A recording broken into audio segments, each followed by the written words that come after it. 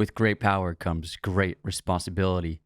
Hey everyone, welcome back to Raiders of the Lost podcast. This is Anthony. This is James, and this is going to be a Spider-Man Spider-Verse episode. We're going to go over the three main movie franchises of Spider-Man, including the animated version of Into the Spider-Verse. So the Amazing Spider-Man, the original Tobey Maguire, Sam Raimi Spider-Mans, and then the new Marvel ones with Tom Holland. Obviously, Andrew Garfield's the star of the Amazing Spider-Man franchise, and I'm super excited to talk about this because we've been massive Spider-Man fans since we were kids. We weren't really comic book people, but we loved the cartoons and the animated series, movies and everything like that. So we've always been fans of Spider-Man, and he was probably my favorite as a kid. And we had like the Spider-Man like action figures and like the Venom action figures. I was a big fan of Venom as a kid because we had to be opposites. Well, you're a Slytherin, so we had to be opposites. Of course, I am Slytherin. So I guess I've always just been a fan of Venom. So I love all these movies. They're all really good. That's the thing. All the Spider-Man movies are good. Of course, you can nitpick, but in general, they're great experiences. yeah. And if rumors are true, the new Spider-Man will be an absolute crazy movie with, if it's true, the entire Spider-Verse actors getting together in one film with Tobey Maguire and Andrew Garfield joining Tom Holland. We'll see if it's actually going to happen. But I don't know. I think it'd be a really cool idea. And even some of the actors who played villains were spotted on set. Willem Dafoe was spotted in Atlanta. So maybe it is true. We'll see. I know Andrew Garfield has been spotted there too, but they could just be messing with people. They could just be fake rumors, maybe photos of them in that city at a different point in time. We don't really know. Yeah, who knows? And when Spider-Man, the first film came out, the one with Tobey Maguire, that pretty much catapulted the idea of superheroes being box office juggernauts into the psyche of the world because it was the first movie to make over $100 million in its opening weekend alone. Even adjusted for inflation, no other movie had ever done that before. So it was a wild success. And when that came out, the only movies we've talked about were superhero movies were like Blade and X-Men. And so X-Men came out in 2000, so I think that was obviously the start, but it wasn't nearly as successful as Spider-Man. And this movie just took the world by storm. I know we talk about the Dark Knight trilogy, and of course, the Dark Knight blew everything up, and that was like the first big superhero movie to make $1 billion. But I mean, even Batman Begins, they only made like 250-ish at the box office, and Spider-Man just took everything by storm. And this episode isn't going to be about who's the best Spider-Man, which is the best franchise, who has the best this and that. It's going to be more like we're going to kind of prop them all up and show our support of each of these characters, each of these iterations of the character. Because, again, whatever you like and whatever is your favorite version of the character, that's you. That's subjective. We're not going to judge you who your favorite Peter Parker is. We're not going to judge who your favorite Spider-Man is, who has your favorite costumes. We're not going to do that. It's up to you. These characters, they're all fantastic. They're all unique interpretations of it. Of course, tons of similarities, but I mean, again, it's up to you who your favorite is. The best way you can support Raiders of the Lost podcast is to become a patron on patreon.com/Raiders of the Lost podcast. Patrons get special perks like personalized messages, personalized videos, and top tier patrons get a monthly shout out on the podcast. And also, I think it's absolutely a generational thing because we were 12 when the first one came out, so we grew up watching Tobey Maguire Spider-Man. So for us, it's like Daniel Craig as James Bond. He's like, that's our James Bond, and like Tobey Maguire is our Spider-Man, you know? And so I think the newer generation obviously loves the Tom Holland films, and they're really great. And I'm sure there was the middle generation before them who really liked the Andrew Garfield ones. So I think also it's a generational gap thing. Yeah, and also you can Google anything. You'll find articles of why Andrew Garfield's the best, or why Tom Holland's the best, why Tobey Maguire's the best. You'll find anything to what you want to be true. So again, it's up to you. We're going to obviously talk about the differences and maybe critique them in certain areas. But overall, there's no wrong answer with who's the best Spider-Man and who your favorite Spider-Man is. And those aren't exactly the same two things, your best and favorite. It's important to note that. But again, it's up to you. And Spider-Man is one of my favorite superheroes. He was my favorite for a while growing up because he's just so cool. And he's super relatable because he's a young guy. He's not like a billionaire or someone crazy from a different planet. Like, he's very relatable. He's just from New York. And he resides in New York, so having the actual real-life American city involved makes it more relatable and personal, too. Yeah, and Peter Parker, just in general, like you said, highly relatable. He's just this kind of unnoticed person. He's like a wallflower, if you want to say, like a person who just goes through the ropes and no one pays attention to him. He's highly intelligent. He doesn't have many friends. He's usually a loner. if he has a friend, it's like one good best friend or maybe a couple, and there's always like that familiar love interest, whether it be MJ or Michelle, which is basically MJ and Gwen Stacy. And Peter, he has a lot of trauma in his life. He's gone through tough times. Besides his social relationships, he's lost his parents. He loses Uncle Ben in most of the stories, and he's kind of just struggling with, once he gets his powers, balancing the life of being Spider-Man with being Peter Parker and being a photographer and being a scientist or engineer, and trying to walk that tightrope of being a superhero while trying to pursue a normal life. And also, he was kind of a reluctant hero. I read that Stan Lee gave him a costume to hide his face so that Peter Parker could hide his fear from his enemies, because he's just, most of the time he's just a kid, a teenager. And he became a superhero because he realized that if I have these powers and don't use them, then that's a bad thing. So I have to do this. And so he kind of initially is he's reluctantly does it because he feels it's the right thing to do. You know what I mean?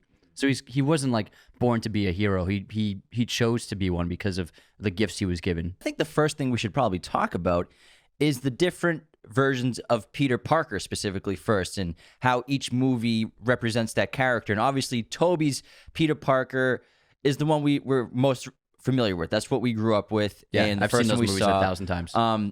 Peter in the Tobey Maguire Sam Raimi franchise is kind of like the perfect version of Peter Parker. He's definitely like that outcast. He's kind of humiliated on a daily basis at school. He doesn't really have any friends besides Harry. Even the school bus driver laughs at him when he can't catch up to the bus. And so he's clearly the unnoticed person, like the biggest loser in the school, which is a mean thing to say, but that's kind of what his character is in this high school and in his life. Yeah, and he's a very innocent guy. And I think the tragedy of his life and not having his real parents, it obviously shaped him into being a very isolated person and very shy and not good with social skills. And Tobey Maguire was a perfect choice because, yeah, you can say that obviously Tom Holland looks more believable as a high schooler, obviously. And Tobey Maguire was 27 when this film came out, so obviously he was in his mid-20s. But he also played a college student, so they needed someone who could pull off both being a high schooler and being an adult. And also, Sony wanted to go with more famous leading men type actors. Like they wanted DiCaprio and they wanted a couple other like super handsome, super famous guys. But Sam Raimi, to his credit, he knew the character so well. And the reason why Sam Raimi got the job was because Sony, who had worked with him on his previous films, they knew that he was an intense and avid comic book reader. Like he has his own private collection of like 20,000 comic books. So if someone's going to make this movie, he's obviously a great choice because he has so much history and affection for the character. And he knew better than anyone that Tobey Maguire was perfect for portraying the Peter Parker he had in mind for the movie. Yeah, and Peter Parker in this franchise, it's very close to the comic books. He's in love with MJ, the girl next door, played by Kirsten Dunst. Peter's a very passionate photographer in this franchise. He's a biochemist student, some engineering and science. Again, he's a good person raised by his aunt and uncle. And in this franchise, we get the most tragic probably version of Uncle Ben's death. And it's kind of like the first time we saw it happen with Batman in Batman Begins when he loses his parents. It's very similar to that. But again, I think the one knock against him as Peter Parker is it's not necessary because I think we've been exposed to it so often with recent last decade of superhero movies, and especially Marvel movies, where they have to be very funny. And it's almost basically Marvel movies are kind of now the new comedies in a way. And so Tobey's Peter is probably the least funny version of the character. Not that he doesn't do very funny things. Moments, yeah. Like Pizza Time in Spider-Man 2 is one of the funniest scenes I've ever seen in my life. When he's trying to do the webbing and he's like, Shazam! But I mean, in terms of like his one-liners aren't really there like it is with Andrew specifically and Tom Holland. Yeah, and that's because the tone of superhero movies have changed, where Marvel is capitalized on. You're right. They've become the new comedies in a lot of ways. They're funnier than comedies that come out.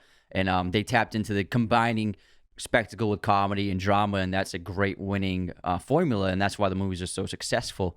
And this film, I think Sam Raimi was just going for making a great dramatic movie, and it is very tragic. I think that obviously the Tom Holland one has some tragedy, and Andrew Garfield one goes through those as well, but this one is the most nuanced, and I think the transformation of Peter Parker in this film is greater than any of the others as well. I agree. And Tobey Maguire, he's not like he's a good-looking guy, but he's not like the chiseled leading man Hollywood kind of like super handsome actor. He's not like Hemsworth, you know what I mean?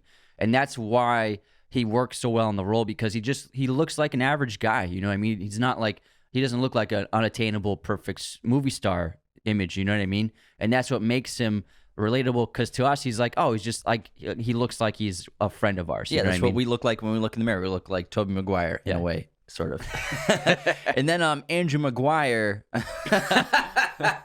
Yes, Andy Maguire. And then Andrew Garfield was the reinvention of the character in 2012 with The Amazing Spider-Man. And I think he was 29 when he got that role. Yeah. And which was a lot older than, it was older than Tobey, of course. And like, maybe for me, when I watched the Amazing Spider-Mans, he's maybe the least believable as the Peter Parker visually, because Andrew Garfield's a good-looking guy. He's got the jawline. He's a very cool looking. Got the hair. He's got the hair. He's very cool looking.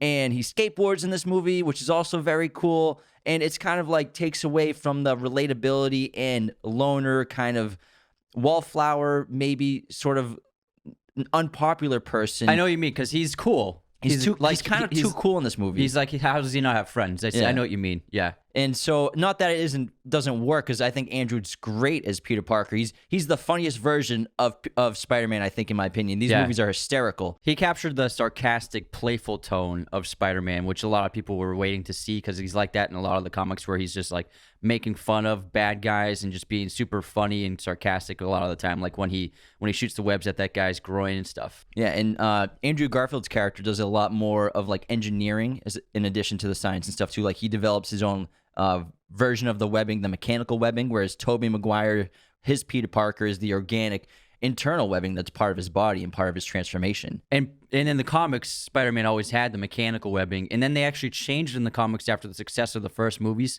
They started making new comics where Peter Parker had natural organic webbing, and fans were not happy with it, so they actually changed it back in the comics to mechanical. I actually prefer the organic one, I think, because it coincides with Tobey Maguire's problems and dilemmas he has struggling with the character of being Spider-Man and being Peter Parker throughout his story arc, which we'll get into later on. But I like the organic webbing. I think the mechanical webbing is very cool. And obviously Holland develops his own kind of synthetic webbing, which Tony Stark helps give him with the mechanism for his suit. Yeah, but I really like this aspect of the Andrew Garfield Peter Parker, because yes, the Tobey one he's very smart, and he's like when he talks to Osborn, he's super impressed that he like read his books and understood it all.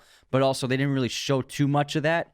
Whereas in Amazing Spider-Man, we show him actually building things, and that he is a great engineer as well. And so I think that was a great way to depict that in The Amazing Spider-Man. Yeah, you're right. The only times we get like Tobey, you're like really showing his intelligence as Peter Parker is like when he's in class or when he's having those conversations with Dr. Octavius and he's keeping up and everything. We don't see him doing too much on his He doesn't do engineering. Like in his room kind of like building stuff. So yeah, you're right. but like in The Amazing Spider-Man, Peter's room is decked out with all this like engineering, mechanical gear. So he has that door that locks itself. You know what I mean? He's very smart, and they showed that aspect to the character that they kind of missed the mark on in the first franchise. But that wasn't their tone for the first ones. Yeah, they were definitely going for an edgy tone with the Andrew Garfield version. Yeah, I mean, he's a skateboarder. Like he's super sarcastic, and I think the strength of those movies would definitely be the chemistry between Gwen Stacy and Peter Parker, because Garfield and Emma Stone had so much great on-screen chemistry, whereas Tobey and Kirsten Dunst, they're great together, but I just didn't have the same caliber of chemistry as Garfield and Stone, I think. I can agree with that for sure. Yeah. And then Tom Holland plays the Marvel version of Spider-Man. He didn't appear until Civil War was the first appearance, where basically Tony Stark hires him or recruits him to be an Avenger. And Tom Holland's obviously the most believable to be a high schooler, because he was 19 or 20 when they started filming his movies. And I think his franchise is probably the most accurate to what it's like to be a teenager today in terms of modern settings and modern high schools and relationships. His Peter Parker also has a very high intellect, like he develops his own spiderweb in class under the desk in secret. And he's just also a very funny, charming guy, but he's the most like maybe clumsy and innocent and kind of, he's a kid at times. And the other two, they're adults and they seem like adults on camera. But Tom Holland's character, he's childish sometimes. Yeah, he's naive and innocent, like you said. And that's what's great about him, because like Garfield, he's very funny and very charming, but he also plays that like nervousness and in his discomfort in social situations really well. You know what I mean? That you can just see, like, he's a great actor. He does these cool facial tics, and you can see that he's nervous around other people. And I think that Holland's is always like he's being surprised and like his mind's being blown all the time because he's a kid. You know what I mean? He's like constantly surprised by his powers and the situations he's in, and he's always like commenting on things like how crazy that is, or making pop cultural references. And so I think that he was extremely relatable as a kid, because in so many of the Spider-Man comics, he is a high schooler still. I think it was a great idea to just not even have him graduate, just keep him in high school for the whole time. Just keep him a high schooler, because the other two films he graduates and becomes an adult, but they wanted to really keep that teen movie vibe for the entire franchise. So these were very much inspired by John Hughes movies, and so they wanted him to just be a kid the whole time. And then into the Spider-Verse, we actually get two versions of Peter Parker, as well as the new character, the new Spider-Man, Miles Morales, who's voiced by Shameik Moore. In the video game, he's voiced by someone else.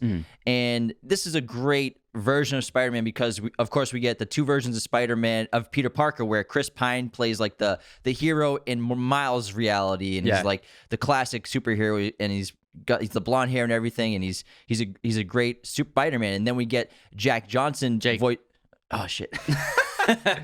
And then Jake Johnson voices the other Peter Parker, like the washed up version of him in the other reality. Yeah. And Miles is very similar, obviously, to Peter Parker. He's basically a reinvention of the character, young, intelligent, somewhat unnoticed socially, and again, just a very good character with a great heart. And it's a very relatable story for that character, I think, for a lot of young people nowadays. And also, like, it's just a really fun movie. You have all the other Spider-Mans, like the noir Spider-Man and the Spider-Pig, and Nick Cage plays the noir one, and he's so funny. He goes like for like a Humphrey Bogart accent. And the first time, I didn't even know it was him, and then I heard him. I was like, oh my God, that's Nick Cage. And it's a great depiction for the new Spider-Man, new generation, because they're fans of Miles Morales, and they always wanted to have him as the new Spider-Man.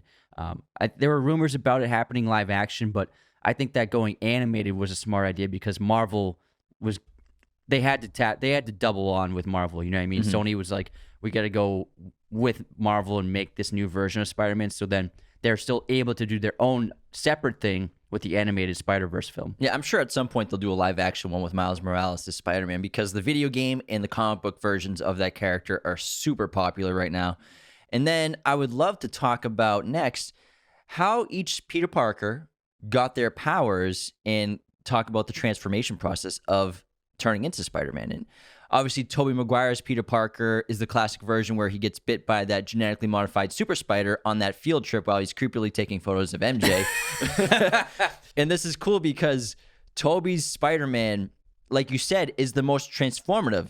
His physical transformation is completely noticeable. He goes from being very skinny to actually having bulked on muscle basically overnight. And Tobey big changes.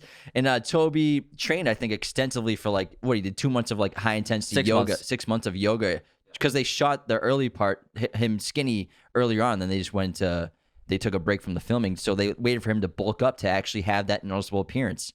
This episode is also sponsored by MoviePosters.com. Use our special coupon code Raiders15 to get 15% off your order today.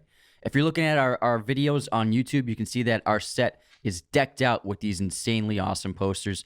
MoviePosters.com sent them to us. These are high quality. They look amazing. If you're a fan of movies, if you're a fan of TV, what better way to express that fandom than to get a bunch of movie posters, throw them in your bedroom, throw them all over your house? It's the best way to show that you're a true fan. And the best place to go online is movieposters.com. Use our special promo code Raiders15 to get 15% off your order today. Again, Raiders15 to get 15% off. Yeah, it was smart of them to do that reflection in the mirror to show the transformation. And this is a great transformation. One of my favorite parts about the scene itself when he gets bit by the spider is I always thought it was CGI, but the spider they used was actually a real spider that crawled onto him. And they actually put the spider under with anesthesia and painted it red and blue. And then when it woke up, then when they were ready to film it, they put him on the hand. I don't think the bite was real, obviously. I think that's CGI, but the spider itself was a real spider. Hopefully no harm came to that spider. And in addition to the physical transformation, Tobey's Spider-Man, Peter Parker, doesn't need his glasses anymore. And he's got, obviously, all the familiar powers of Spider-Man. He can climb on walls, spidey sense, super speed, super strength. And everything's just heightened around him. And it's great. I love the discovery aspect of this sequence when he's discovering all these different things. Yeah, and then when he accidentally discovers that he has webbing that can come out, and then he's trying to figure out, he does all those like hand gestures to try to do like the rock and roll one and everything, and he finds the correct like hand pattern to create the webbing to come out of his wrist. That's what I like about the natural organic web shooters, because it feels like a little like Cronenberg-esque in terms of like it's body horror but not horror. And Raimi is so good with special effects in that kind of area with the horror genre, where he brought that into a family-friendly movie. And that's why I really like that over the mechanical ones obviously are the way the character is, but I like this because it shows like the mutation of his body. You know what I mean? The true change of the biology of his biological makeup. Yeah, it's more supernatural in a way, which is a lot more enticing. And then I remember when Spider-Man, the Tobey Maguire ones were the biggest movies when we were kids. They're enormous. Whenever one came out, it was like, oh, Spider-Man's coming out this year. And there were ads everywhere for it. And I remember I think it was a Burger King ad where it was a funny joke where they showed two window washers like on a skyscraper wiping off the webbing, because it's like, well, who cleans off all of his webbing? Because I believe the mechanical one, it retracts into the other Spider-Mans. And in terms of, there's actually a crazy fact about the original teaser trailer. So in the first teaser trailer for the first Spider-Man, it was just a cut-up quick version of one scene in the movie, and it actually involved a bank heist that Spider-Man thwarts by the bank robbers rob a bank and they escape on a helicopter, and then Spider-Man catches the helicopter with his webbing, makes a giant web in between the two twin towers, and so the helicopter gets stuck in his webbing for police to find them, but they had to cut this scene out of the movie because of 9/11. And so this was a big scene in the first act of the film where he stops this helicopter, and obviously they had to get rid of it. But that was the first footage anyone ever saw of Spider-Man. Yeah, and throughout Tobey's Peter Parker and his transformation, he's also dealing with his own personal life, and he's trying to impress MJ, and he signs up for that wrestling contest because now he has these powers. He wants to buy a car to impress her, and because that's what Flash has. He has that cool car. 17-year-old Flash. And then Joe Manganiello looks like he's 35. Yeah, there's no way he's 17 in this movie. He's enormous. And then he makes that first Spider-Man costume with like basically spray paint, and he goes to that wrestling match. And it's really cool to see the transformation of him becoming Spider-Man and making his suit. It's fun to see Bruce Campbell as the announcer. Yeah. And then Andrew Garfield's Peter Parker, he basically is kind of on this clue hunt, looking into the disappearance of his parents and the connection with Dr. Kurt Connors at Oscorp. And while he's at Oscorp, he sneaks into that restricted area, and that's where he gets bit by that radioactive spider there, and he gets the remarkable strength and agility and superpowers. And his transformation, it's not physical and aesthetically, but it's a really funny way that he discovers his super strength and everything. Like he's in the bathroom getting ready for work, and the toothpaste, all of it squirts on the mirror, and he breaks like all the handles and knobs of the sink, and he's trying to open the door with just his two fingers, and it's absolutely hysterical little scene. Yeah, it's like Goku when he comes back from like the hyperbolic chamber where he's super strong. He's like breaking all the bowls when he's trying to eat rice. This is a very funny scene. And then also, so the transformation of this Peter Parker, they showed that it was actually intentional by his father, because he has this certain engineered blood that made him gave him the ability to accept the spider DNA without killing him, and that's why Harry Osborn wants his blood in the second film. And so they showed that it was intended for him to actually eventually get bit by these spiders, and it was always like his father's goal. So I'm not sure if that's in the comics, but I think they switched it up a little bit. But it's an interesting take on the background and the origin of the story. Yeah, because what they did with the Amazing Spider-Man is they connected the disappearance and deaths of his parents to Oscorp, and so it's a much more personal story in terms of the connections with Oscorp and Dr. Connors. Yeah, which is why that relationship between them two develops. And then there's that hilarious scene on the subway where he's discovering like his super strength, and like he accidentally beats up all those people on the subway. Yeah. They think he's trying to rip the shirt off the girl, but his hands are just sticky. So it's really funny. And then Tom's transformation into Spider-Man, we never see. He's already Spider-Man. And that's what we're talking about in Civil War when Tony Stark comes to recruit him. He's like, Spider-Boy, this is you. And he's like, I know who you are and everything. And so he already has his powers. And he's had them for 6 months, I think. I kind of like this. You know, it's the same thing with how they don't show Uncle Ben in this universe. It's like we've seen it twice in the last 8 years. We don't have to see it again. I love it. It's my favorite aspect about the Tom Holland movies, where we didn't have to see the origin story. We don't have to see Uncle Ben die. We don't have to see him discover his powers. Like, they went back to, like, there have been so many origin stories of the past 15 years. Like, we don't need to do another one. Let's just. He's already Spider-Man. We all know how he gets his powers. We don't need to see. It's like a waste of time, you know what I mean, to see the whole background. And in fact, David Fincher was actually asked by Sony to make the first Spider-Man because he's always worked with Sony for his movies. And his idea was that he didn't want to waste time with the origin story either. And so he wanted to do the entire origin story of Spider-Man in the opening credits, because he always does an opening credit sequence, you know. And so he would have told the entire story of Uncle Ben and Peter getting his powers, getting bit by the spider within the 5-minute title sequence to open the movie. So with a 9 Inch Nails song, probably. Absolutely. Man, he loves those guys. And then I think one of my favorite parts of like early crime fighting for Peter Parker in the Tom Holland version is when he's like trying to fight crime for the first time, and he's got his suit and it's his first day on the job basically, and he's trying to help people, but he's kind of messing them up. And then he like, that guy was trying to break into his own car, and he like hits him with the web. He's like, hey guy, what are you trying to do? Steal a car? That's not good. Everyone's like, what are you doing? That's his own car. Doesn't he like help an old lady cross the road? Yeah, he helps her with directions and stuff. So it's like a really funny, like Tom Holland's Spider-Man is definitely hilarious. And like the early days of Peter Parker, it's great when he's trying to figure out what he's doing. 100%. And so obviously Miles Morales, he gets bit when he's in that spray painted area of the train station. That his Uncle Aaron takes him to. Yeah, that Aaron took him to. And he goes through, I think, a similar transformation as Tobey Maguire, where you're seeing it, different aspects of his powers appear. And I think it did a great job with the animation. I love the part where he's standing on the side of the apartment complex, like struggling to understand what he's doing, like standing upright and stuff. It's a really, really fun sequence. Let's talk about the costumes, because they are all iconic. And obviously Spider-Man is one of them, maybe besides Superman, might be the most iconic, if not most, in all of the last 20 years. It is now. But in general, of all superheroes, it's probably the most fun. I love it. It might be my favorite superhero costume of all time. And obviously Tobey's in the Sam Raimi universe. It's original. It's classic. It's like, if I was going to dress up for Halloween as Spider-Man, I'd want the suit from Spider-Man 2. It's like a little different than the one in Spider-Man 1. It's like darker blues and darker reds. It's just classic and cool. Yeah, I feel like they really took from the animated series costume, not the comic book ones. You know what I mean? I felt like that was the closest one I've seen to the animated series. Yeah, because if you're talking about the comic books, Amazing Spider-Man 2 probably is the most comic book accurate, because that's when he has those big yellowish looking eyes. So like the big eyes are very relatable to the comic books. That's what fans were super excited about, with the big eyes. I remember those. Those were big news stories back then when they were in production. But Amazing Spider-Man 1, the eyes aren't as big, in the costumes a little different. It's like a little edgy. It's more edgy take on the Spider-Man 2 and 3 That whole take on Spider-Man, it feels like punk rocky. You know what I mean? Yeah, grungy. Absolutely.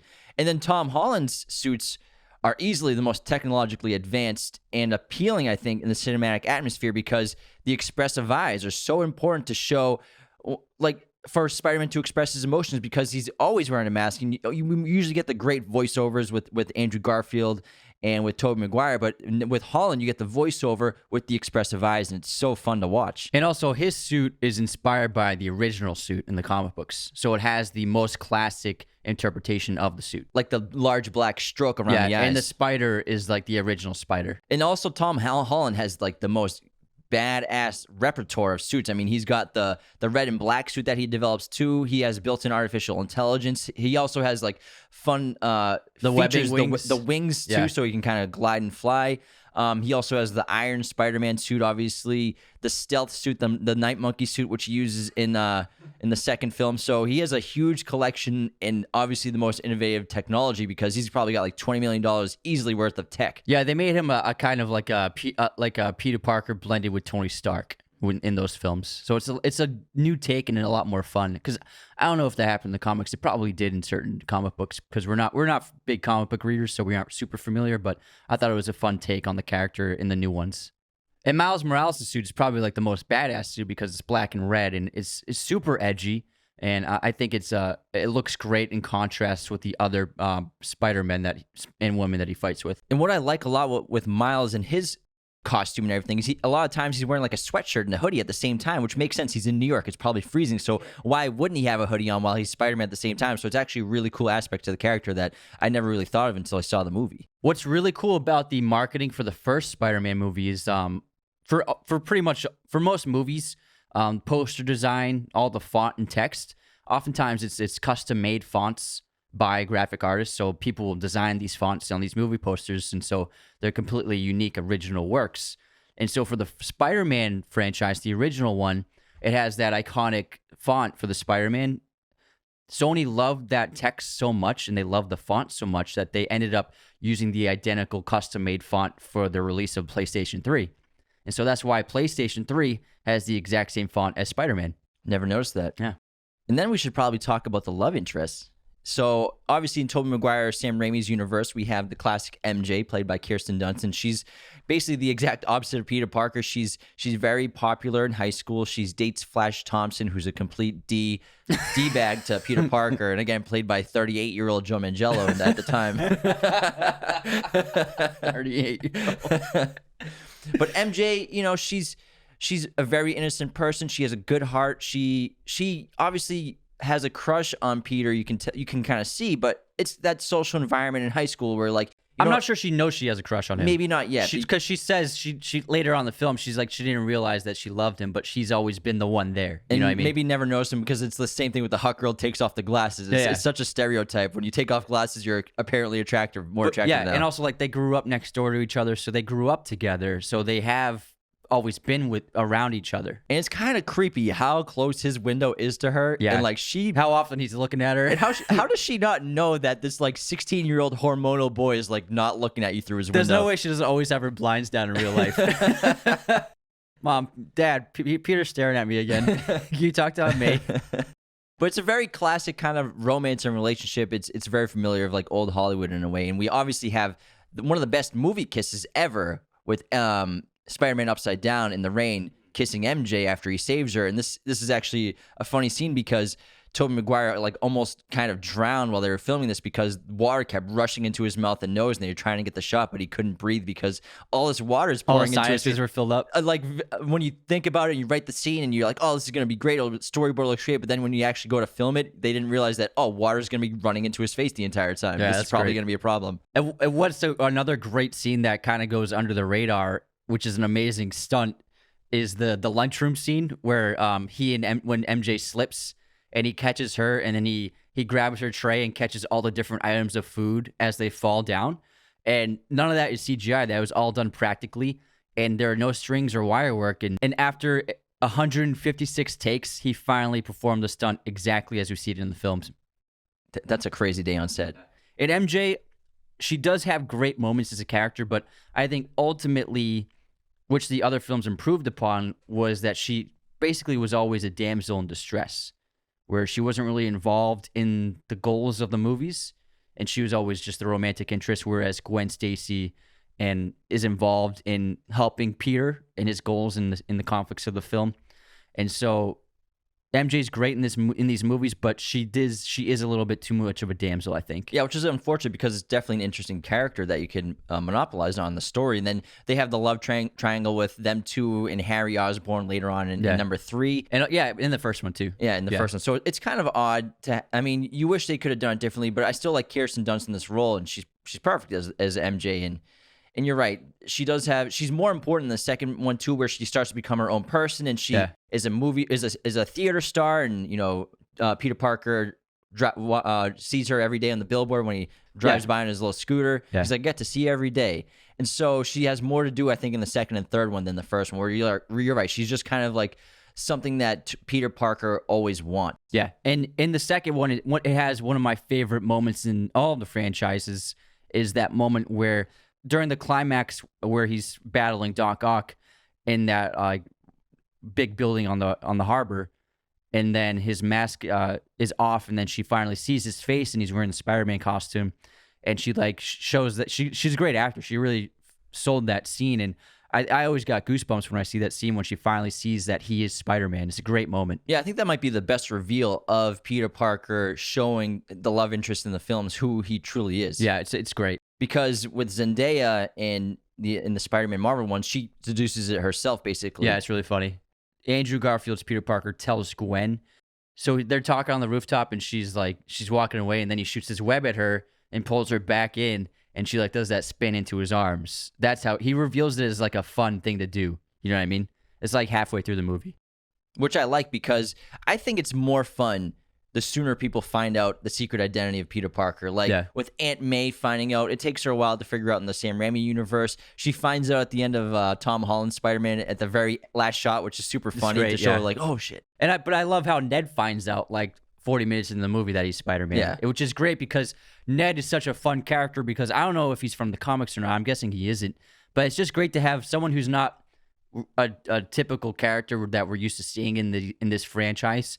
Just a friend, a high school friend, be like part of his team now. You know what I mean? It's more fun for the audience, I think, to have someone else in the story that knows who Spider-Man truly is. Yeah, because there's so much great back and forth between the two of them because they're like working together and collaborating and trying to keep it all secret. That adds a great dynamic to the movie.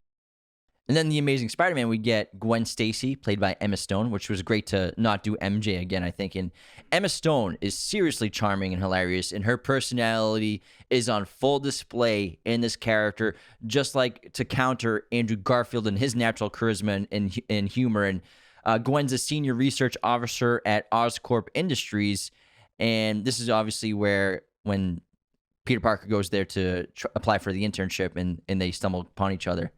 And this is, like I said earlier, Gwen has a lot to do with the actual plot. She's very heavily involved in the conflict from beginning to end of both of these movies. And so I think that's why she's probably the strongest love interest of all the movies, because she has so much to do and is actually vital to the plots of the films. And like I said earlier, Garfield and Stone, I think, hands down, have the most chemistry among all the Spider-Man couples. And you can see why they actually were a couple for a long time in real life, because they just have that natural vibe together, and they just seem so believable as a couple.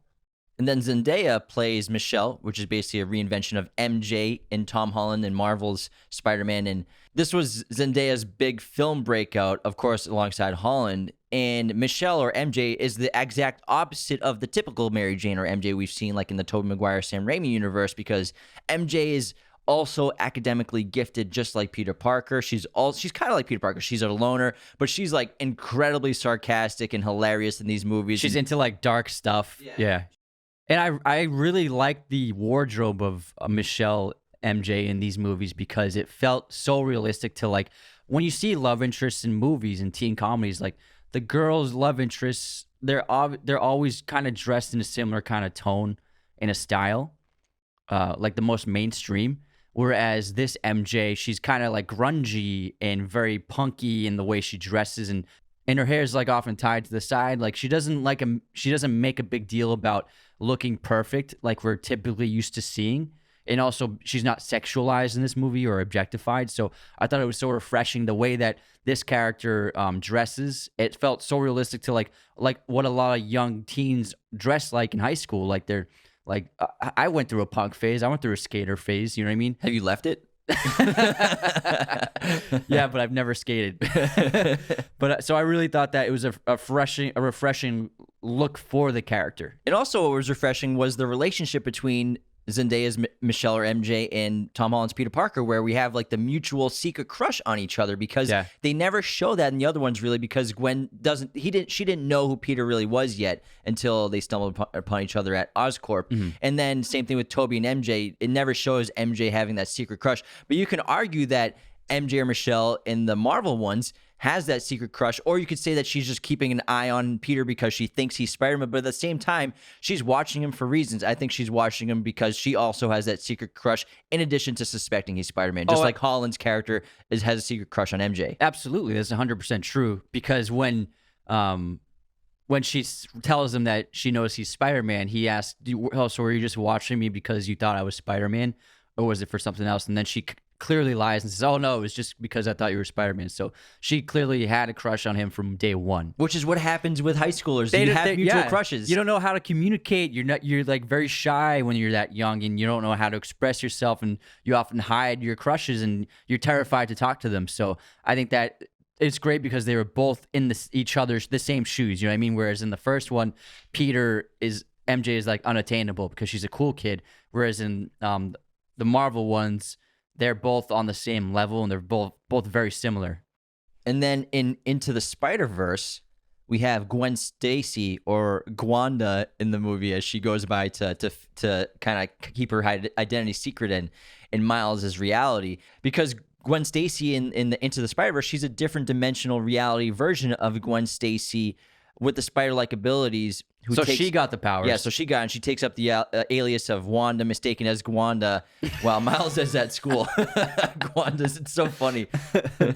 And I think that there's obviously an age gap between these two because he's still a kid, but I think it sets up a romance in the future films if hopefully they make them, because she figures out how to communicate with him through dimensions. They have a relationship in the comics, I believe, in the video game, so I'm sure that they'll build that. Yeah.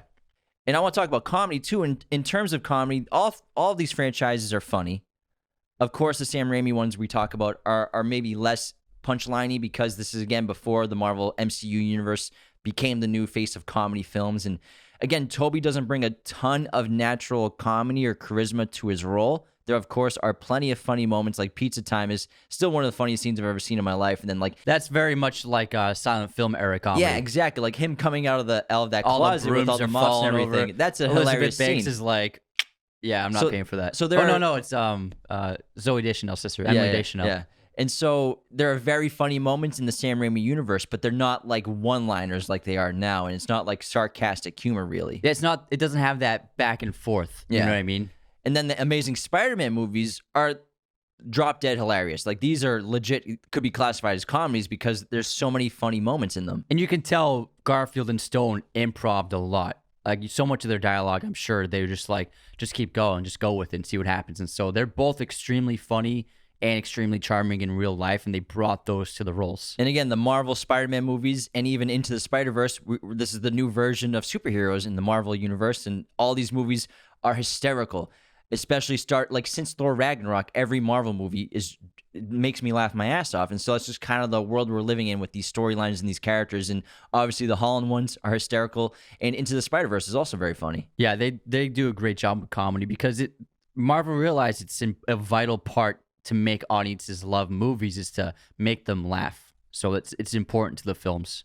And each Peter Parker has a best friend, and it's obviously Harry Osborn in Tobey's universe, and also in Andrew Garfield's universe, and then Ned Leeds in the Marvel universe. And then I would say that Miles' Uncle Aaron is kind of like a combination of his best friend and also Uncle Ben character at the same time. And second father figure. And then not to mention the washed up other reality Peter Parker is kind of his best friend in this movie too. Yeah, well, he comes as a mentor, I would say. Yeah. But I think Ned's my favorite best friend because Harry Osborn's a cool character. And I think Franco did a great job in the first two. I wasn't a huge fan of his in the third film. I think it's just the character. I think what they did with him was... Yeah, that's what I'm saying. We'll talk about that in a little bit. The character. But I think Ned's the funniest. And also the Harry Osborn in Amazing Spider-Man 2.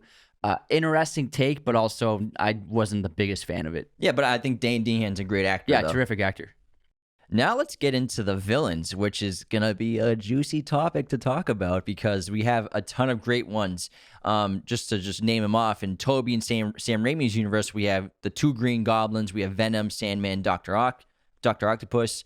In the Amazing Spider-Man universe, we have the Lizard, another Green Goblin, Electro. Obviously, we have Rhino too, but he's just kind of just in a couple scenes. And then in the Marvel ones, Tom Holland's Spider-Man, we have Vulture and Mysterio, and these are just main villains. And then also in Into the Spider-Verse, Wilson Fisk, a.k.a. Kingpin, which is the villain, which is really cool because we've only really seen him in Daredevil, which I thought was so fun to use him as the villain. Yeah, he's as much a villain in Daredevil as he is in the Spider-Man comics. He's very heavily used in the Spider-Man comics.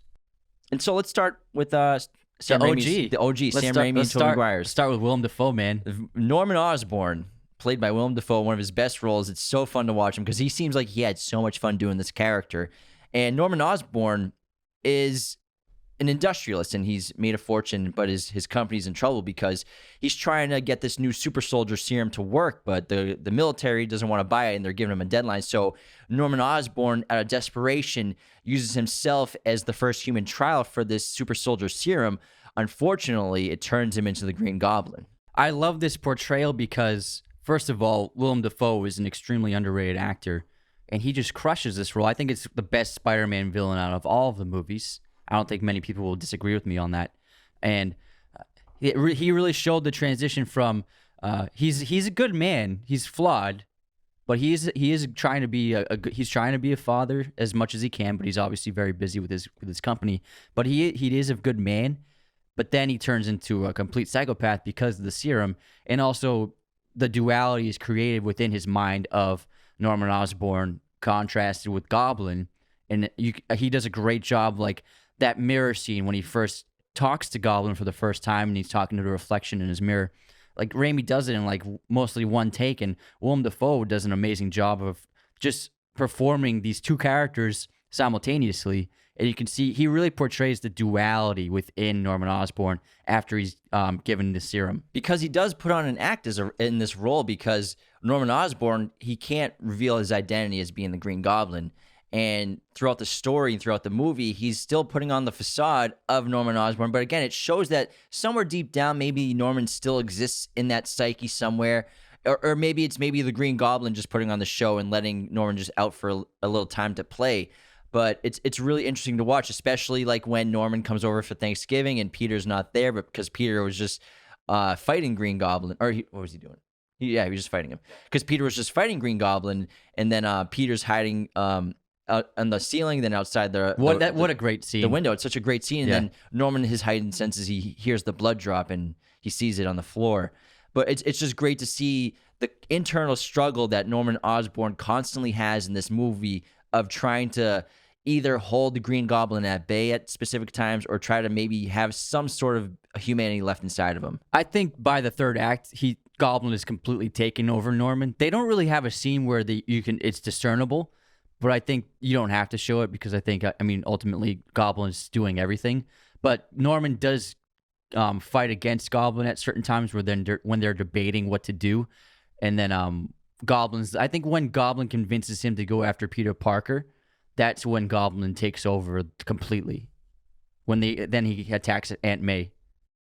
Yeah, because at some point the villains always find out Spider-Man's true identity. And it's a great final battle scene between the two characters, and they're in that abandoned building exchanging punches and blows, and then Spider-Man's getting whooped for a while. He does get whooped a little bit, but he outsmarts Norman Osborn to defeat him with his own glider. And again, it's a great character. Probably, you're right, might be my favorite villain of all the Spider-Man movies. Yeah, and also it sets up the motivation for Harry to become the next Goblin really well. And they originally had Dr. Ock in the first screenplay, but they wrote him out because it made the plot a little too complicated. But Dr. Octavius is the villain in the second Spider-Man, which is probably the best Spider-Man movie of them all. And Spider-Man 2 is phenomenal. It's one of the best comic book movies ever.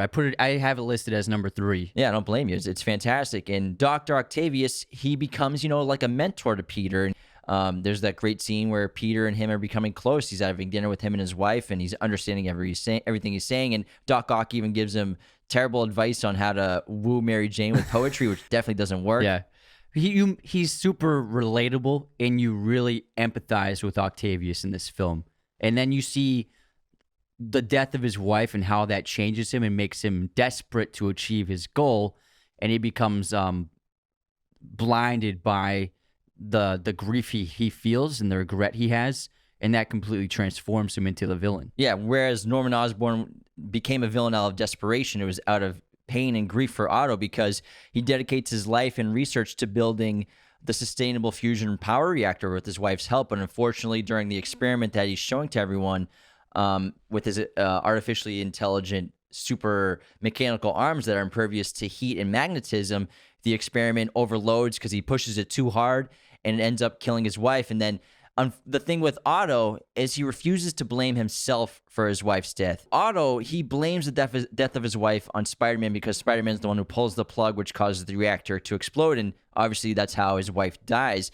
and then he basically takes up the form of Octavius because that chip in the back of his head that kept the mechanical spines under control has just been destroyed, and they've kind of consumed his brain now. And Sam Raimi really brought out his horror roots in this film when he has that scene in the hospital where the doctors are trying to operate on Octavius while he's under, and they're trying to remove the spine from his back, and then the arms start attacking all the doctors and surgeons, and it's horrific. They don't show any blood or gore, but Sam Raimi's so good with horror that he really makes you feel the terror of that scene in a PG-13 movie so well. In the shadows. Such a great scene. And Alfred Molina, very underrated actor too. Like, you'll obviously recognize him from Raiders of the Lost Ark in the opening scene. He's the guy who goes into that little temple with Indiana with the spiders on in his the back. opening. Yeah, in the opening of the first Indiana Jones movie.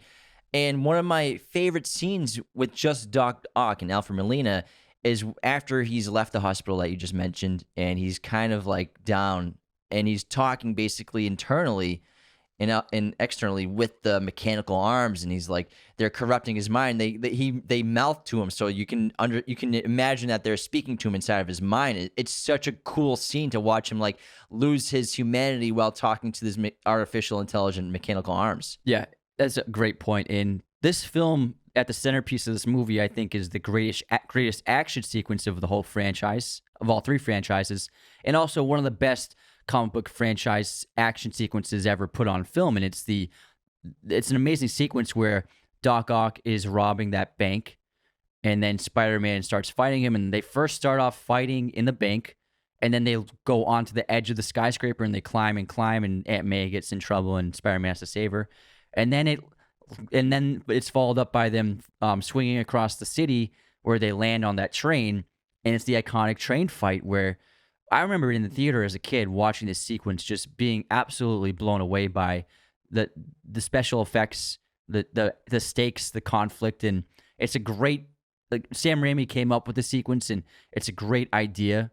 The spectacle is amazing to have them fight on a train, and then it has the iconic moment where Peter Parker pretty much almost dies trying to stop this train, and you can see just how far he'll go to protect others. And it's that just iconic when he's got the webs on both arms attached to all the buildings behind him, and he's just holding on with everything and screaming as the train finally slows down and ends up stopping at the edge. Yeah, one of my favorite parts about that scene is that he loses his mask while he's doing it, and then the people of New York help him protect his identity after he saved all their lives, and they carry him through the compartments of the train and then give his mask back to him. The little kid gives him the mask back. And it's a really great moment because Spider-Man is loved and hated by the city. Some people like him, but some people don't want this vigilante trying to fight crime, and they think he's doing as much bad as he's doing good. Like, you can argue any vigilante does.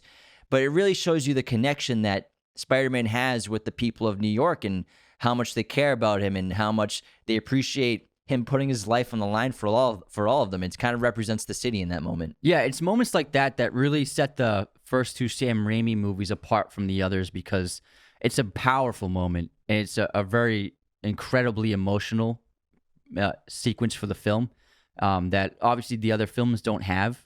And there's so much gravitas, and it's very profound. And it's like moments like that really show that this movie is on a different level from all the other Spider-Man ones. And in Sam Raimi and Maguire's Spider-Man, Peter Parker universe, one of the things that he has to do to defeat the villains is he has to empathize with them, and he understands them to an extent, and he helps bring them back to reality in a way, like he does with Doc Ock, he does it with Harry in the next one. And he's able to emotionally connect with these characters to help stop them and to help them realize what they're doing is wrong. Yeah, it's like when he reveals his face to Octavius, that is the catalyst to Octavius changing when he sees Peter Parker as Spider-Man, and he's just shocked by it. And then Peter Parker speaks about that line that Octavius told him at dinner that really changed his perspective and made him realize that he had become a monster. Yeah, again, I think Spider-Man 2 is the best, and it has the best action sequences. You're right. Every time him and Doc Ock fight, it's the best you'll see in all the movies. Yeah, 100%. And then Spider-Man 3, we get a handful of villains. We get Venom. 64 villains in this movie. Way too many villains. We get Venom, a.k.a. Eddie Brock, played by Topher Grace, who's a journalist. And I know a lot of people kind of knock on this version of Venom. I don't hate it too much. I think it's a pretty solid iteration of the character. I think Topher Grace is a good actor, and he's pretty funny. He's very similar to Peter Parker in a way in this movie, whereas Tom Hardy's Venom is kind of like a badass. He's more similar to Venom than he is Eddie Brock in a way. Yeah, and I think that the bad response to this kind of affected Topher Grace in film for the next decade, because he's a very talented guy, but obviously he didn't get many leading roles after this. And I think because people were so unhappy with it, but it's not his fault. It's the how it was written. And Venom was not something that Sam Raimi wanted to put into the movie. It's the studio had him put Venom into the film because they thought he was the most recognizable villain in the Spider-Man universe besides Goblin. So they pretty much made him throw Venom in there. So I think obviously one of the weaknesses of this film is that there's just too many. Yeah, it's too many villains, because then we also have Sandman.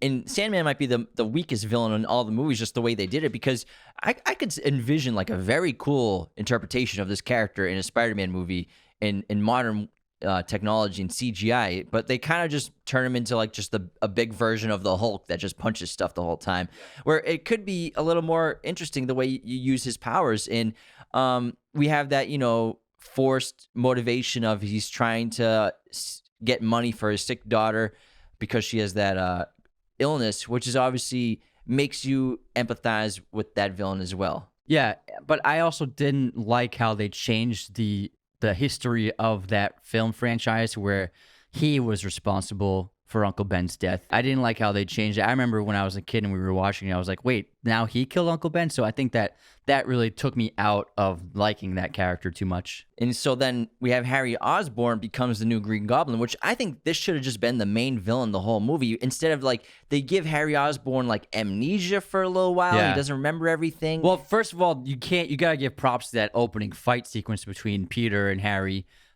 when Harry attacks him in the city. Stunning special effects, and I think it's within the first 20 minutes of the movie that Harry attacks him, and it was great to see Peter Parker fighting without his suit on, flying around and stuff. So that's a great action sequence, and it's a great start for Harry in that film. But then, like you said, once he hits his head on that pipe and he's amnesia, it kind of like, again, he just kind of has a dumb smile on his face the whole time. He's like, "Oh man, I'm Harry Osborn. We're best friends hey, again. Peter, how are you, bud?" It's yeah. like if you made Green Goblin the main villain the entire movie, I think it would have just been so much more interesting. Yeah, it would have been really fascinating because Franco's a great actor. He could have done something really cool with it. Yeah, or maybe wait until he discovers who he is again, or wait until, because it's great when he throws the thing at the mirror and he sees and finds all that stuff and that his father had, and he realizes who his father was, and he decides to become the next Green Goblin. Yeah, that was a great ending to the second film. What a fantastic ending, because then you're like, oh man. So like, take that and make him the big bad the entire movie. I thought that's what they were gonna do with Spider-Man 3, which, I mean, obviously they were get it, but again, this is a situation where, because Peter Parker can empathize with his arch nemesis, he's able to coax Harry out of this mindset of being a villain to try to kill Spider-Man out of revenge, and they work together to stop Sandman. Yeah, like, that's a great point. And also, I just wasn't a fan of the triangle coming back in this one between him, MJ, and Peter. And I just feel like her character was kind of just tossed to the side in this film. And she kissed Harry like within like a couple hours of just seeing her boyfriend, you know what I mean? It just didn't make sense to me really that MJ would do that. And I think her character, the thing with this film was like, after MJ and Peter kissed at the end and she left her wedding to be with him, you're like, okay, now the romance can start. And in the third film, there was no romance. Their relationship didn't feel like a relationship. Like, they were both just like complaining the whole time. And I was let down by that. I thought it was going to have a lot better interpretation, depiction of them being a couple, and there basically wasn't anything. Well, I think the reason they did that is because they wanted to show the struggle that Peter Parker in the Sam Raimi and Tobey Maguire universe goes through with trying to find that balance of being Spider-Man, having that responsibility of being the hero of New York City, as well as trying to live a normal life, have a normal relationship. Because how can you have a normal relationship if you're a student and you're trying to have a job to make money, but you're also a superhero and you have to fight crime every night? So it's tough, and I think that's what they're trying to do, but I'm sure they could have figured out a more relatable way to show it, or a better way to do it. Yeah, because all I'm saying is, aside from the opening when they're both looking up at the stars on the web. They just didn't even feel like a couple at all. There's Yeah, no yeah. affection. There's no love between them at all until the end of the third one. You know And what I mean? even that scene at when they have coffee before he has to save her life, that maybe is like the only other intimate feeling moment of them that actually seems like a relationship. Yeah, and they're not even a couple then. That's the second one, you know what I mean? And also, I will just say that it was cool having Venom, but I just wasn't a fan of how they brought Venom into the movie where the symbiote just happened to land like 10 feet away from Spider-Man from the universe, from space, you know what I mean? I thought that was a little too unbelievable, whereas the real storyline is that Jameson's son, the astronaut, brought it back, and so since Peter's like socially knows him, that's how the symbiote finds him. Whereas in this movie, they're just like, okay, let's have it crash land right next to the superpowered person on Earth, the only superpowered person there is. Which is because they even did it better with Venom, the one with Tom Hardy, where it just lands in some random country and the industrialist goes and it gets makes it way to him. Yeah. And then in the Amazing Spider-Man franchise, we have the first villain is the Lizard, aka Dr. Connors. And there's a connection between Dr. Connors, Oscorp, and Peter's family in this universe because Richard Parker, Peter's father, was a partner and colleague of Dr. Connors and was working on that lizard serum with him at Oscorp. And after Parker's death, Connors eventually becomes friends with Peter when Peter is kind of curious and like knocks on his door after meeting him. Yeah, I think the Lizard was a great choice for the new franchise because they wanted to do something different, hence Gwen Stacy for the love interest and showing us a villain that we hadn't seen already on screen before except for in the shows. And so I think it was a good choice to go with a lesser-known, obscure villain in the Spider-Man world. Yeah, and, it's a perfect example in these superhero movies of science gone completely wrong. And you can't completely blame Connors for what happens to him because it's just like Harry Osborn, where once the serum or the science goes wrong, this other being or this reptilian mind now takes over his brain and he loses control and becomes this monster and this savage and powerful cross-species monster. It's like a werewolf. Yeah. You know what I mean? That's what it reminds can't control me of. it. Yeah, like a werewolf that he just is indefinitely stuck in. And then we have a new take on Green Goblin. Dane DeHaan plays Harry Osborn, childhood friend of Peter Parker. And he's also is the CEO of Oscorp Industries after inheriting the company once his father Norman Osborn dies.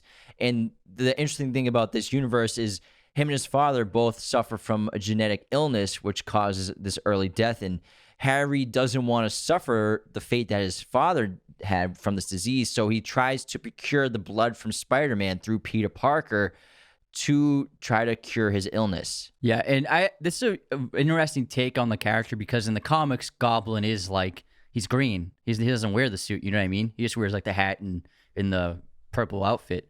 So he is like a genetically mutated thing.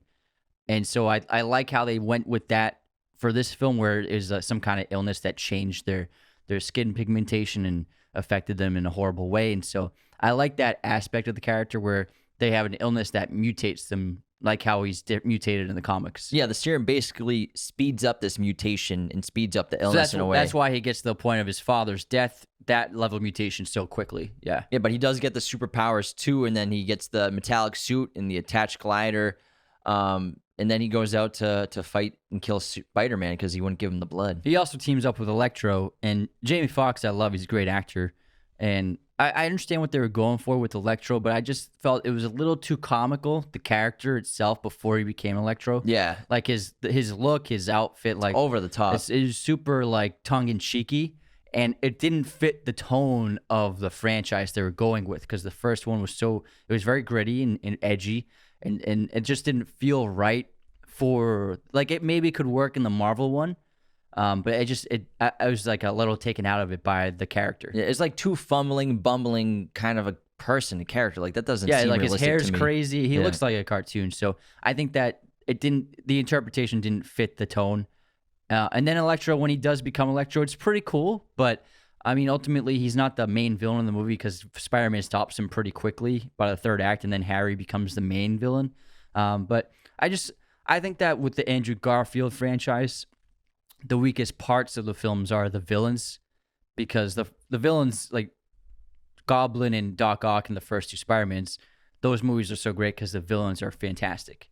And then these ones, the villains just weren't quite the same, and I think they affected the films negatively. Yeah, and for me, aesthetically, Electro, obviously they had to do something different than the comic books because his costume in the comic books, how do you do that on screen? Yeah, it's ridiculous. So I know they were trying to do, but for me, every time I've watched this movie, I'm like, that's Dr. Manhattan. He looks just like Dr. Manhattan. So that kind of takes me out of it in a way that they kind of, I don't want to say ripped it off or copied it or just remixed it in a way. They could have gotten like maybe a yellowish hue instead of blue. Yeah, it's interesting. The when concept of it's interesting. When you think of electricity, it's like you could think of yellow as a color for working. Yeah, and like it's cool, like you can see his veins and everything like that. And I think his powers are really cool because I think some of the best fight scenes in all the films are between Electro and Spider-Man in the Amazing Spider-Man movies, and just the combat in general in these movies is fantastic.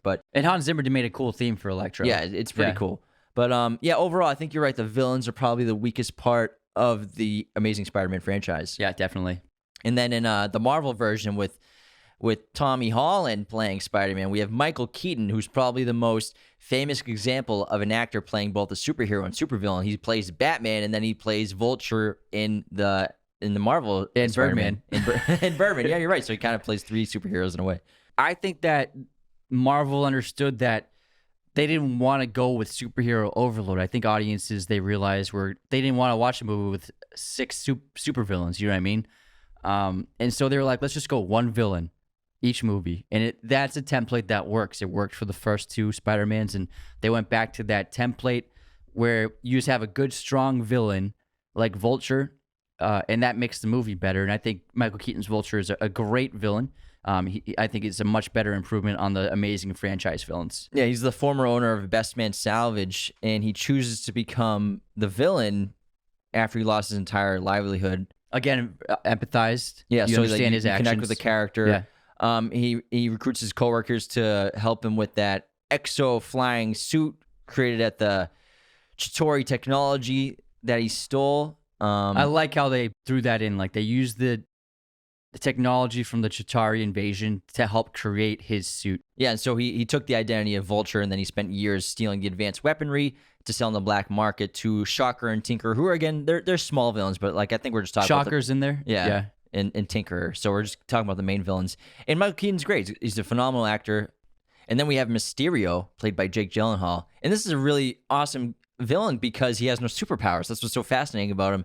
And Mysterio uses the power of illusions, and it's a really great concept to what best way to show illusions in the modern world than with CGI and technology and holograms. With drones. And so when I saw the set photos for Jake Gyllenhaal as Mysterio, and he's in the motion capture suit, I'm like, oh, they must be doing like CGI on top of him. They tricked us. But I didn't realize that he wears that in the movie because he's actually a fake superhero. So it was so fun to see that because in every movie they just CGI over these suits that the actors wear, but then to actually see it in the movie, it was kind of very meta. You know what I mean? Yeah, and so this character Mysterio is obsessed with becoming the next Tony Stark, basically, because obviously Tony Stark has passed away by this point, and he's using his power of illusion and computer imaging technology with his drones and everything to get the power of the weapons program that Tony Stark had developed because Spider-Man has access to it with his sunglasses. Yeah, and so he tricks Peter into giving him the sunglasses, and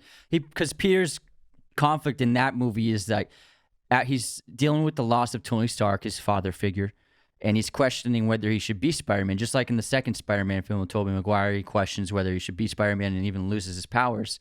And in this film, the Holland Peter Parker ends up deciding, you know what, I'm a kid. I'm just going to be a kid. And then he gives the technology to Beck. He basically tricks Peter and uses his insecurities and conflict against him. But I like the take on it because I thought he was going to be a supernatural being. And so it has the same reveal as the Mandarin, where they set it up to be this superpowered villain or supervillain, and that ends up being just someone pretending, which I really like. I think most people don't know that Mysterio in the comic books is just a great illusionist as well. He's not like a superpowered being from a different planet. And so you're right, that did make a lot of people like, oh, he's not actually a superhero. This is pretty crazy. Yeah. And then in Into the Spider-Verse, again, Wilson Fisk, known in the underworld as crime boss Kingpin, is the main villain. And Kingpin has put the entire universe and reality in multiverse to threat and he's also the man responsible for the death of the original Spider-Man in Miles Morales' reality. By using the Collider, he's putting all reality at jeopardy, because what he's trying to do is find an alternate universe version of his wife and son, who have both passed away in his universe. So it's a very, again, empathizing take on a villain, where you're trying to understand why he's doing this crazy thing and trying to risk the end of reality as it exists. It's a great take. And also, I love the animation of this character in the movie, because since it's animated and they went very edgy and comic booky with the style of animating, they made Kingpin this gigantic figure with the tiny head. You know what I mean? They were able to play around with physics, and obviously Pixar, even though it's animated, they still kind of have they have like the same prop principles and limits of reality they try to work within. And so it was great to see just like this character is like 15 feet tall and like 20 feet wide, and his other people he interacts with are just like normal looking. So I really like the way they animated the characters in that movie. And then we have to talk about, obviously, Aunt May and Uncle Ben. And Aunt May is played by Rosemary Harris in the original Spider-Man franchise. And Uncle Ben plays a prominent role in Peter's life in these films. And he's, again, the father figure to him and offers words of wisdom. And it's really, really sad when Uncle Ben gets shot and killed in this franchise, because you've grown to care about this character and you understand this great bond that he and Peter have with each other.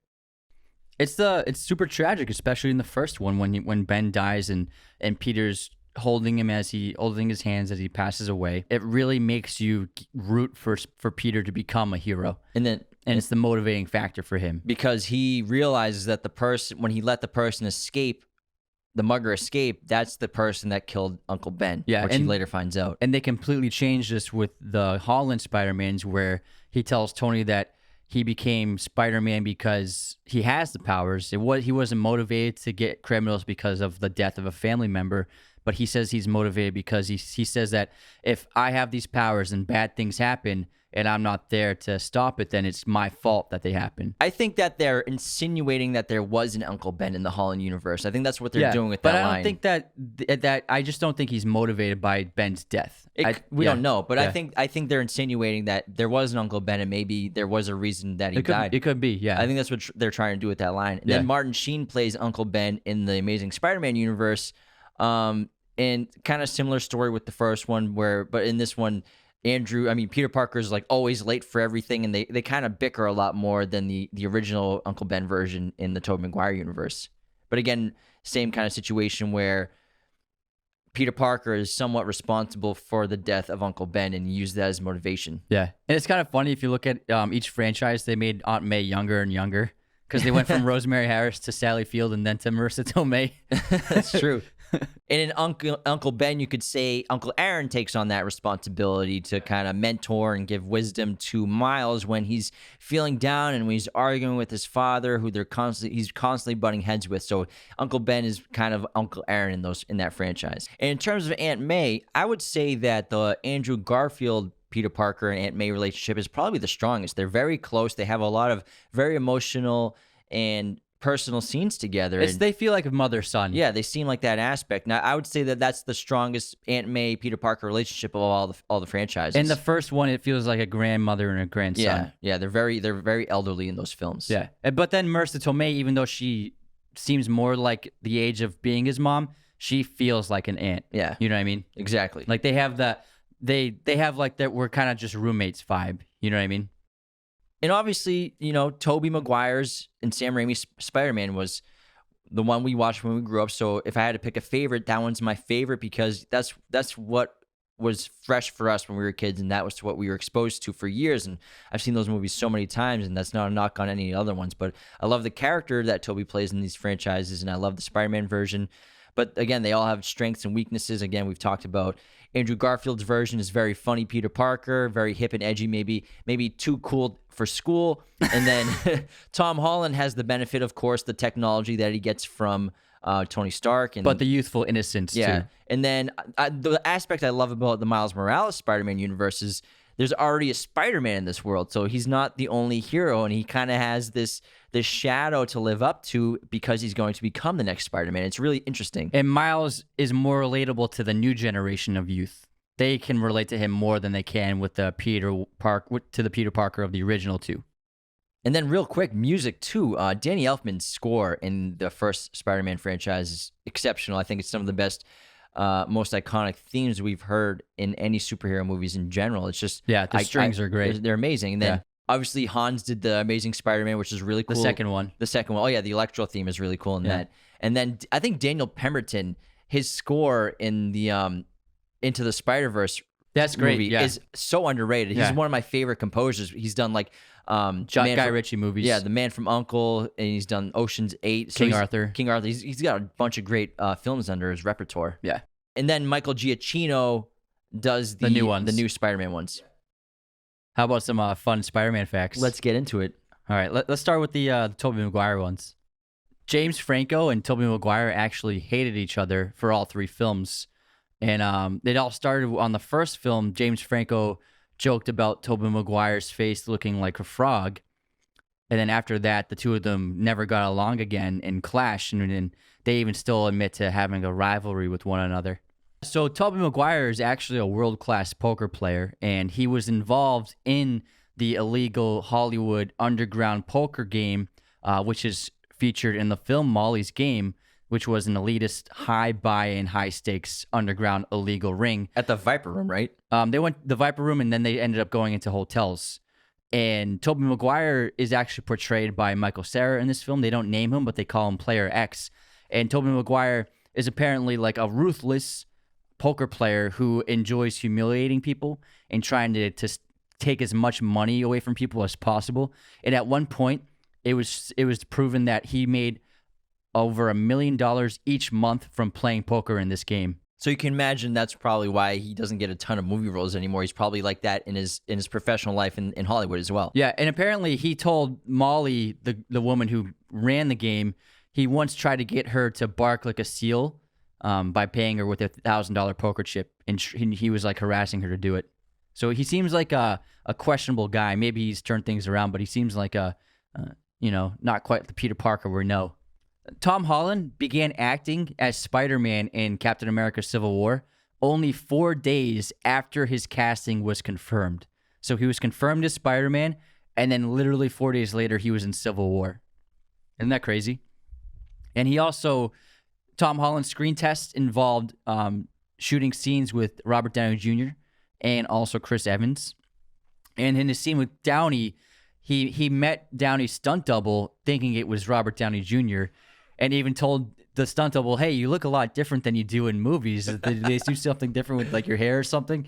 And then Robert Downey Jr. showed up and he was super embarrassed. Kevin Feige is obviously the president of Marvel Studios, and he is the main reason why these movies have been consistently good.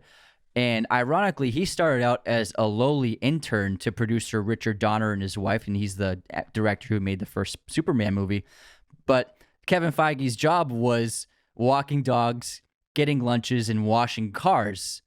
And he showed so much potential as a committed assistant that he was eventually promoted to producer. And then he was then hired by Marvel and very quickly went from producing Iron Man and the Incredible Hulk to becoming the president of Marvel Studios. That's insane. Hard work pays off. Stan Lee once filmed 4 Marvel cameos in one single day. According to James Gunn, who filmed them all, Stan Lee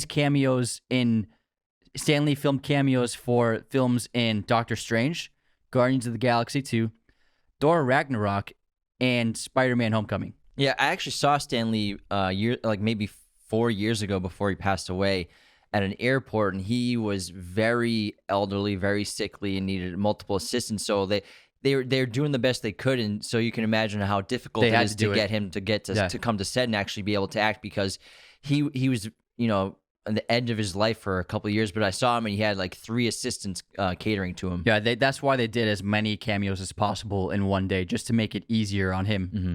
And that wraps our Spider-Man Spider-Verse episode. Let us know if you're watching on YouTube in the comments which one's your favorite. We really hope you enjoyed this episode of Raiders of the Lost Podcast. Thank you so much for tuning in. Take care, everyone. Thank you for watching Raiders of the Lost Podcast. Hit that subscribe button and notification bell. Listen to the audio format of Raiders of the Lost Podcast on Spotify, Apple Podcasts, Google Podcasts, and wherever you listen to podcasts. New episodes every Monday and Thursday. Support us on Patreon at patreon.com/Raiders of the Lost Podcast.